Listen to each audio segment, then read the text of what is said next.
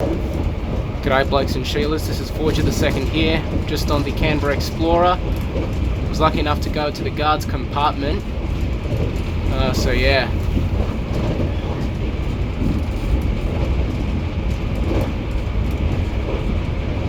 So the maximum speed on this service is 145, right? Yes. Although I've This never... line's 140, but it's reduced down to about 135, 140. I did see 40 it. is maximum. So this train never goes past... Should never go past 140. But basically at 145, but this track down here is 140, this track. Right. I think like on the rest of the main southern line, 140 still. Yes. So like basically that's the maximum speed for trains in New South Wales is 140. 160. The XPTs go to 160. Go to, yeah. No, what else was there?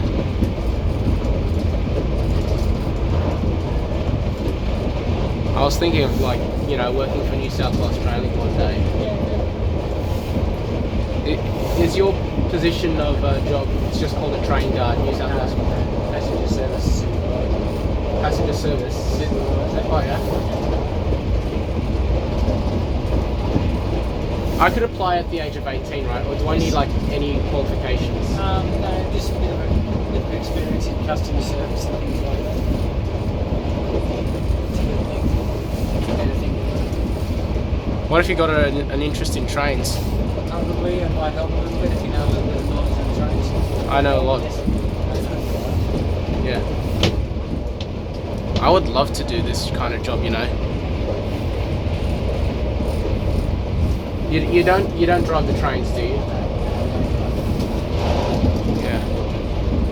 It'd be a shame, like with automation and all, just replacing some of the jobs we used to like. I'm like not 100% against it, but like if automation takes away the jobs we hate, like rubbish, that would be a good thing. But like if it's gonna take away jobs we like, for example, driving trains or even driving trucks and cars.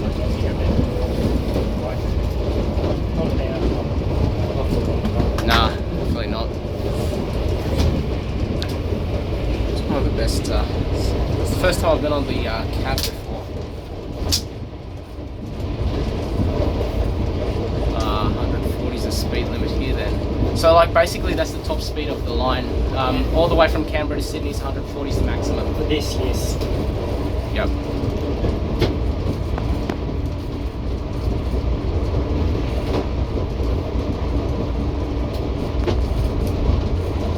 There's a lit place to go to actually.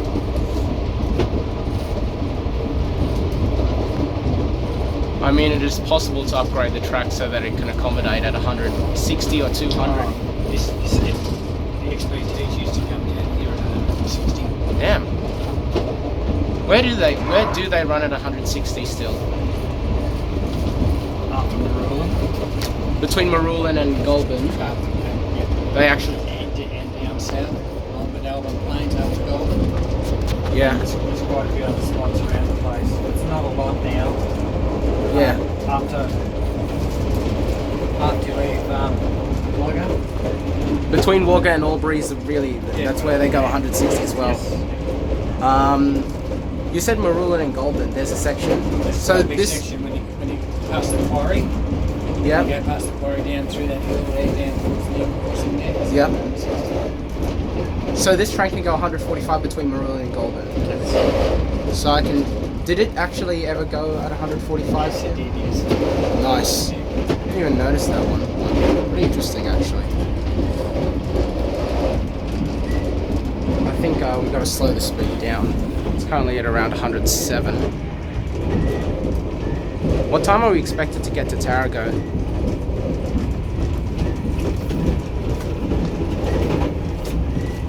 Less than 10 minutes.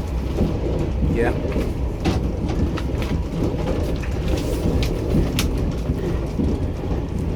Bundanoon, Tarago. 10:13. Yeah. Oh, there's the 140 section there. That's what you're talking about. then we have to slow down to around 100 here. How cold is it outside? It's around like 8 to 10 degrees at the moment. Yeah. So you do this every day, this kind of job? No, I just came back from Marlborough yesterday. Oh yeah.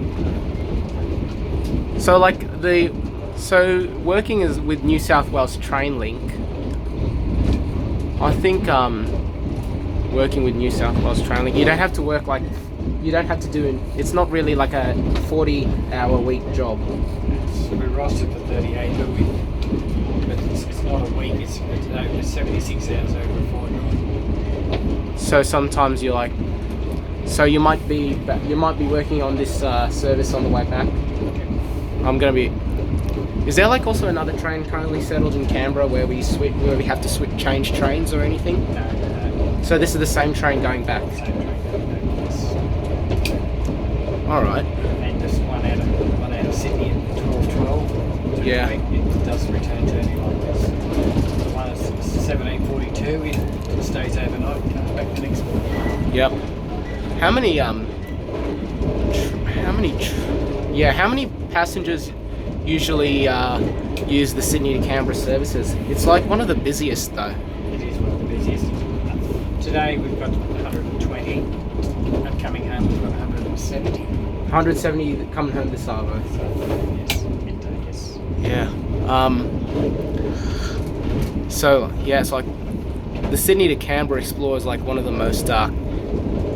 I would probably say this is probably one of the most competitive rail lines in the New South Wales Trainlink network. Because like going to Dubbo or going to anywhere else, it's just not really.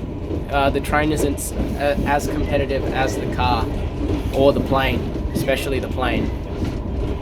But like Sydney to Canberra, like this might be one of the. So you said 170 people coming just on this train alone. Just this train alone coming out of Canberra today.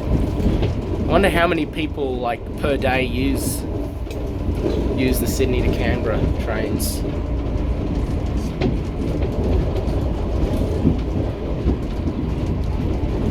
Probably 450 a day.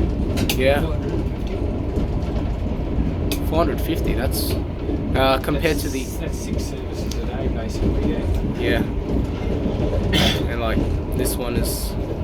It's because of And cruise ships. We do a lot of cruise ship people. cruise ship people. So Yeah, people who had we've got cruises go to Sydney on this and come back on as well. go back to. Back to Canberra. Oh A lot yeah. of people use it from Canberra to Sydney and put a cruise ship and come back. There are a lot of those people. Some even like use it for. Oh, here's another question. Does this train sometimes get coupled up with the Griffith, right? Yes, every week, every Saturday and Sunday. We just return journey from Griffith on a Saturday and Sunday. Because like when I looked at TripView, it was like you'd have like a very dodgy changing time. Apparently, like when the Griffith arrives, when the Griffith Xplorer arrives into Goulburn, the Canberra left like a couple of minutes ago. That's what its timetable to do. Yes. But It's not a lot. It doesn't take a lot to disconnect them. It only just takes 2 buttons to press. so we're approaching now. There we go.